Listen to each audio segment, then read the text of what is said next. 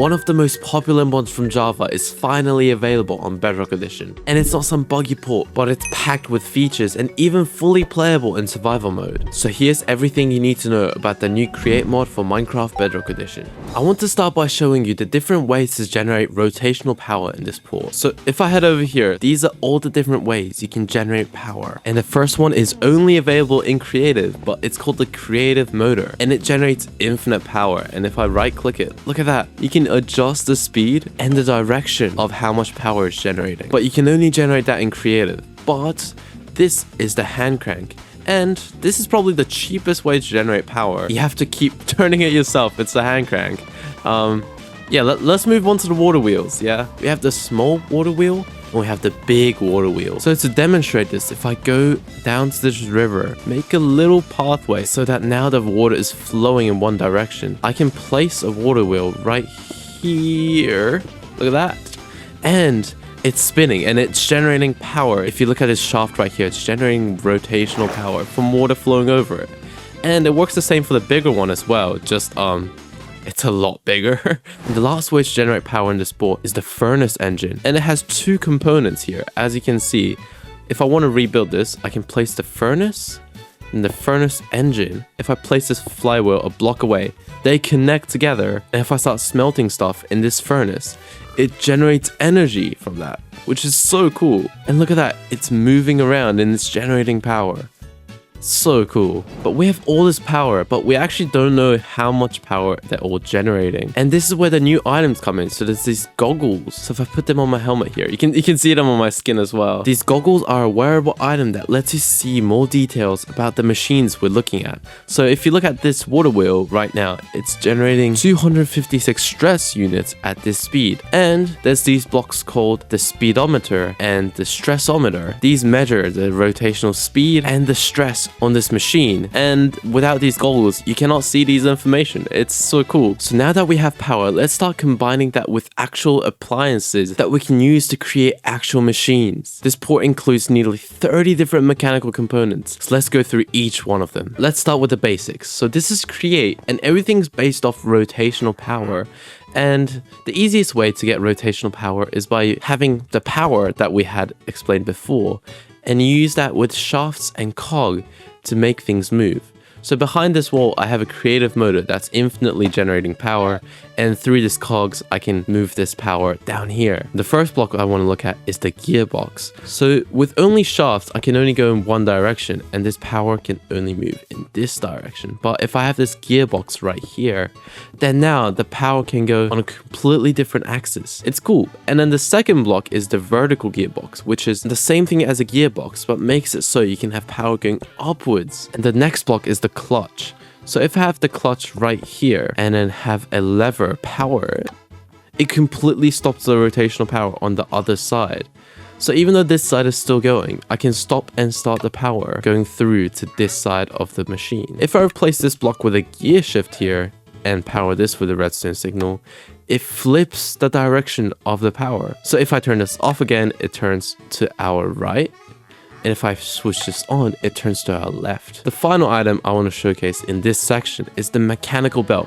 I find this one of the coolest part of this mod. If I place these shafts here, connect the mechanical belt from this shaft, which has power, and combine it here, it starts spinning. Look at that. And it moves power to faraway locations. But also the coolest part is, this is a mechanical belt, so I can stand on it and it will transport me and even items that go on it. Then if I put a chest and hopper down here, look at that.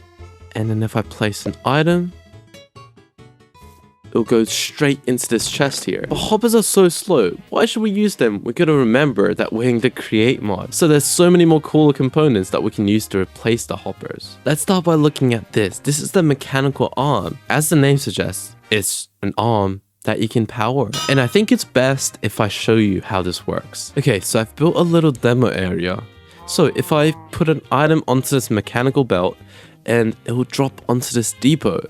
And I've configured this arm so it takes item from this depot and puts it right into this chest. Look at that. And you can even put blocks here so it only sorts out specific items. So if I put the mechanical belt onto this depot again, it won't touch it. But then if I place the andesite casing, which is on this filter, it'll pick up that item and put it into this chest. So let's move on to the second block. This is the millstone. I can put in gravel and then it'll crush that gravel into flint. So this is a crusher item that lets you unlock milling recipes. So for example, andesite also is one of the recipes. If I throw it into the top, it would crush that. And now we have cobblestone. If I crush in a flour, it would give me that specific dye. This actually split into multiple dyes, which is very handy. A cactus, for example, give me some green dye. And this millstone is a smaller version of the crushing wheels over here. Let's get into the crushing wheels. I've made a demo for these crushing wheels, and they're basically a more advanced version of the millstone. If I drop some gravel at the top, they'll do the same crushing, and then they'll drop the items. Now let's move on to the next block. These are the mechanical press and the mechanical mixer. Now that we have the mechanical press running, I can get some piece of iron or gold, for example, and I can press them, look at that, into iron sheets. Place a golden ingot right here. It'll press that into a golden sheet. And these sheets are used to craft other create machines. And then this is the mechanical mixer. The mechanical mixer's use is to automate shapeless recipes or mixing recipes. An example of a recipe is to create andesite alloy, probably one of the most used items in Create, and it's used to craft other components. So if I put some iron nuggets and andesite in here, the mixer will start mixing them together. You can see some andesite alloy being made in this mixer. If I take this out, from just that time, I've made 8 andesite alloy by mixing andesite and iron nuggets. Now's the fun stuff. Look at this. So we have the drill, the saw, the fan, and the deployer. These floor blocks all have very different uses. For example, if I get this drill running, get it at a faster speed, this can break blocks. So if I place this block in front, it'll break that. Even if I place these tough bricks, break it even quicker. Maybe even some dirt. Look at that. And it'll break those really, really quickly. So you can make automated mining machines using these drills. So cool. Now, if the drill was a pickaxe, the saw is like an axe. So it specializes in mining wood. So by placing a log in front of it and speeding it up a bit, it'll break that really, really quickly. But its main use is when I go into this forest here, place a saw and make it start breaking it. Watch this. This is so cool. Just insta-mine the entire tree, including the leaves, all the logs. So this is a tree insta-miner. Okay, I found a bigger tree. Let's test it on this tree as well. And watch this. It broke the entire huge tree down. And probably because the leaves were touching, the leaves of the tree around it broke down as well. But look at how many logs I got from that. Imagine this in survival. Tree farming would be so much easier using this block. Okay, so here we have the fan, the encased fan. And its use is literally as its name suggests. If I turn this up to max speed, look at that. It's pushing all this air with that fan.